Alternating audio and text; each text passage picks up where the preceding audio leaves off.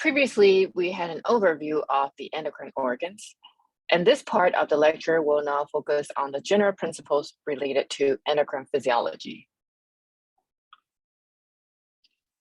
Let's take a look at hormone chemistry and their mechanism of action. MOA stands for mechanism of action. So the types of hormones. The hormones of our body can be divided into two major categories on the basis of their chemical structure. Hormones derived from amino acids include the amine hormones, the peptide hormones, and the protein hormones. And then hormones derived from lipids include steroids. And these chemical groups will determine a hormone's distribution, the type of receptor it binds to, as well as other aspects of its function. So first, the amine hormones.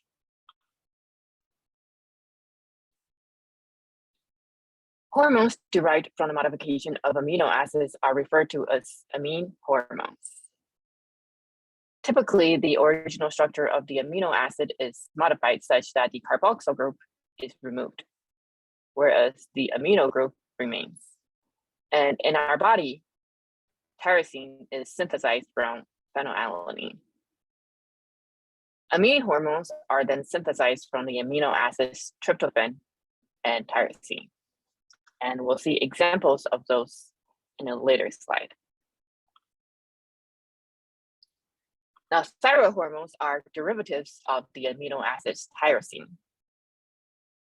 Okay. And it's tyrosine covalently bounded to iodine, different numbers of iodine.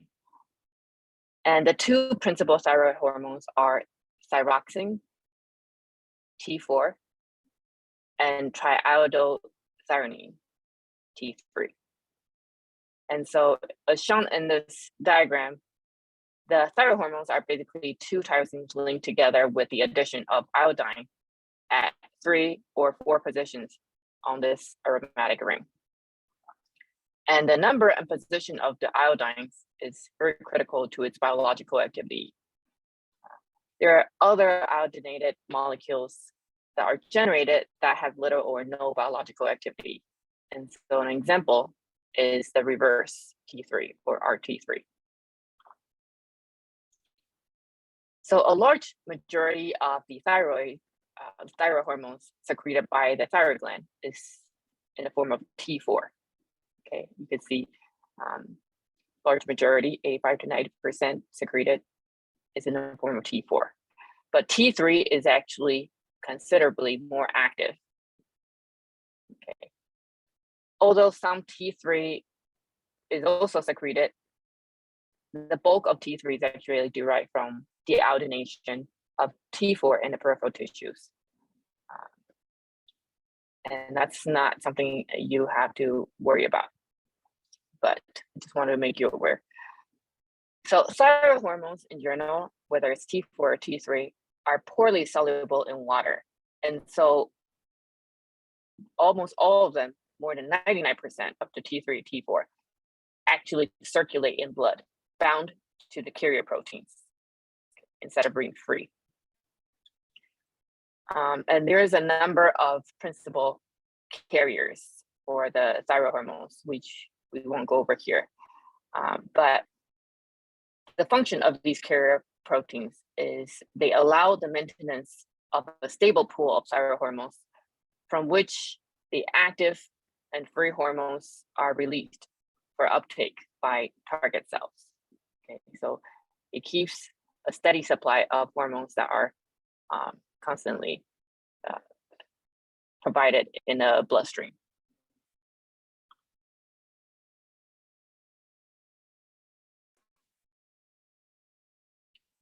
So besides our thyroid hormone, there are other amine hormones derived from tyrosine, and that includes catecholamines. So catecholamines encompasses our epinephrine, norepinephrine, and dopamine. Epinephrine and norepinephrine are secreted by the adrenal medulla And if you can recall, they play a very important role in the fight or flight response. Dopamine is secreted by the hypothalamus and actually inhibits the release of certain anterior pituitary hormones. Amine hormones don't share identical properties, but have properties common to both peptide and steroid hormones. And notice in this diagram here that phenylalanine and tyrosine constitute the two initial steps in the biosynthesis of dopamine, okay, which then is in turn the metabolic precursor to norepinephrine and epinephrine. That means if you have an insufficiency in phenylalanine, it's going to impact your body's ability to make these neurotransmitters and hormones. Now that we've looked at amine hormones derived from tyrosine, here's an example of a hormone that's actually derived from tryptophan, and that is melatonin. Okay, and melatonin is secreted by the pineal gland, and recall from the previous part of the lecture, this is a hormone involved in regulation of circadian rhythm. Okay, and you can see in this diagram that in this pathway of biosynthesis of melatonin, we also make another important neurotransmitter called serotonin, and oftentimes abbreviated 5-HT.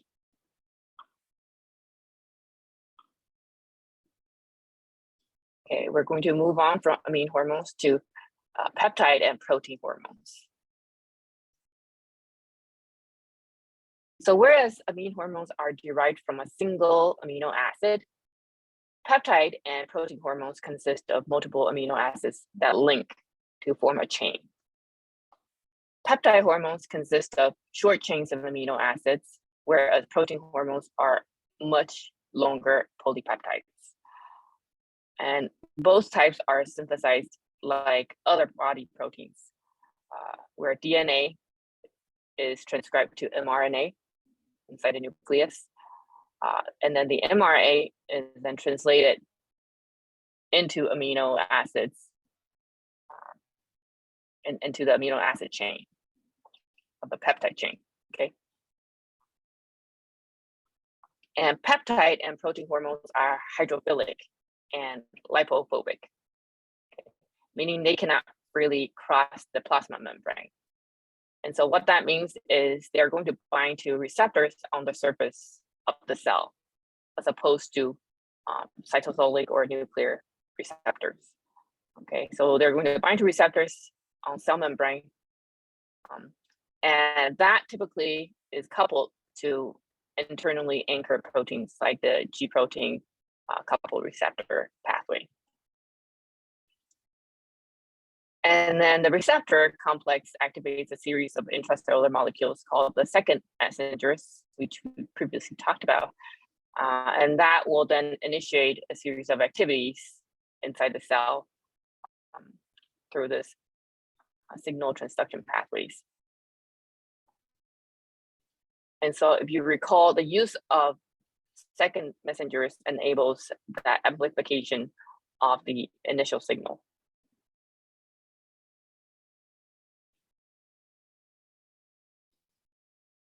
Let's now take a look at peptide hormone synthesis. So messenger RNA on ribosomes link amino acids into peptide chain called preprohormone.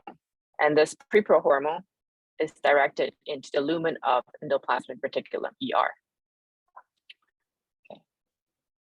And once it's inside, enzymes in the ER chop off the signal sequence, creating prohormone. This prohormone then passes from the ER to the Golgi complex. And then through the Golgi complex, the secretory vesicles containing proteolytic enzymes and the prohormone then butt off the Golgi complex. Okay.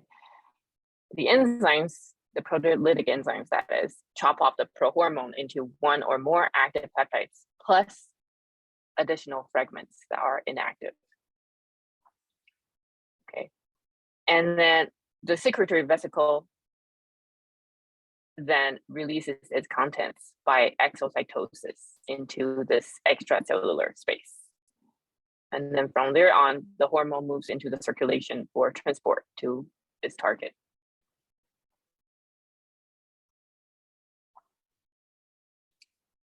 Why was all of that important? It turns out understanding the synthesis of peptide hormones has important clinical implications. And so here we're going to look at a case study to understand why. So we have a 34-year-old female or 34-year-old woman coming to the ER emergency room with hypoglycemia. That means low glucose level. So this person had a history of multiple past ER visits for the same issue, and previously was treated with large amounts of dextrose, which is the analog of glucose, with further management by ICU hospitalization. She also has family medical history of type 2 diabetes mellitus. So what is our diagnosis here? Is this a case of fictitious hypoglycemia with use of exogenous insulin, meaning externally injected herself with insulin? Or is this a case of insulinoma, which is a tumor in the body that can secrete insulin? Or is this something else going on? Okay, so this may seem like a really complicated case, but we're going to walk you through it, okay?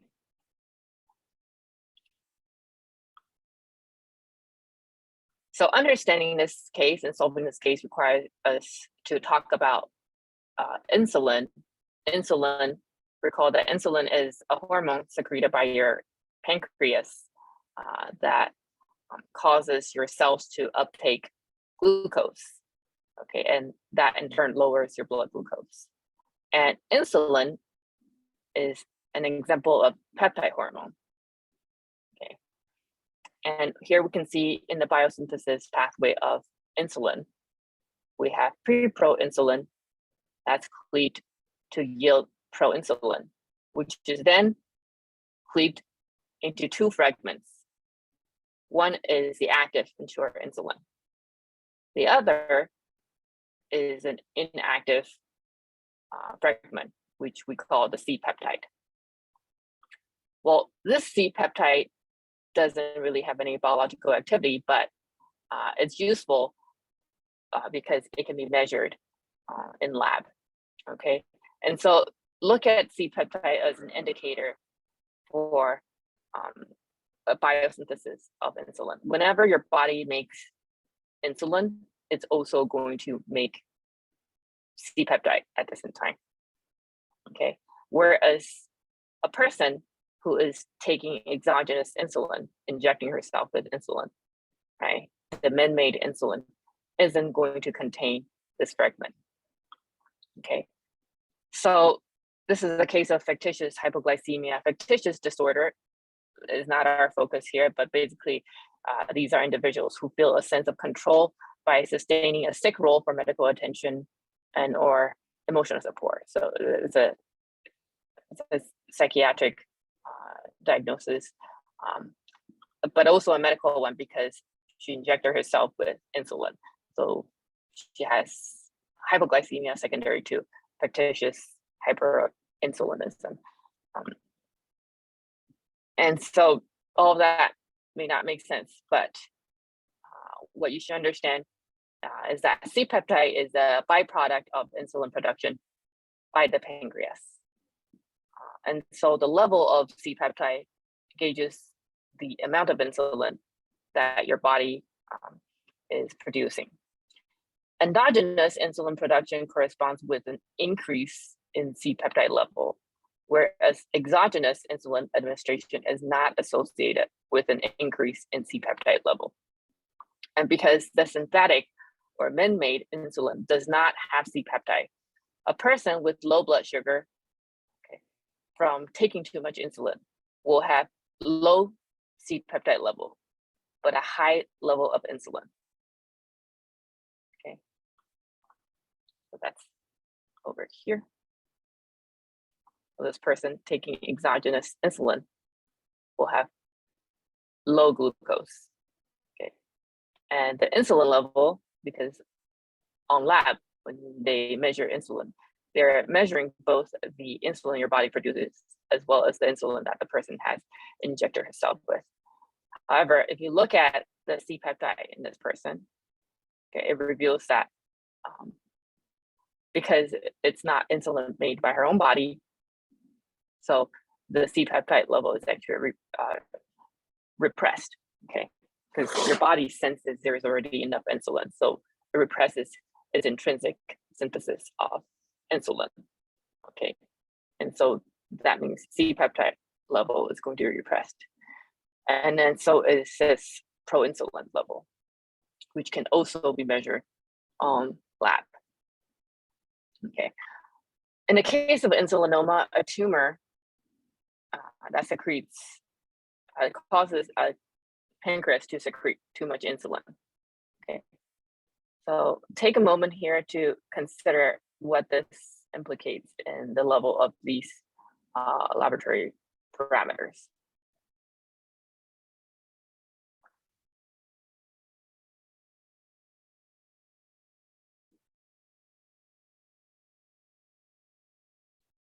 Okay, now that you've had a moment to think about it, insulinoma, okay, your body having a tumor that produces disproportional amounts of insulin. Your glucose should be low. Right? Your insulin is going to be high. Hopefully that all makes sense. And because it's made by your body, there is going to be a corresponding rise in the C-peptide as well. Same thing with the proinsulin. Okay. So a person with insulinoma will have high level of C-peptide in the blood when they have a high level of insulin. Okay. Now let's take a look at in the case of type 1 diabetes and type 2 diabetes. Okay. In these patients, and they have insufficiency or resistance to insulin. Okay. And so in the case of type 1 diabetes, glucose level, okay, is going to be high. Okay. Insulin level, well, they have insufficiency in insulin. So insulin should be low. Okay, C-peptide will also correspond with the insulin, insufficient insulin here. So it should be low as well. Same thing with proinsulin. And then in the case, finally, with type 2 diabetes, okay, we're going to have elevated glucose as well because there's a tissue resistance to the effect of insulin.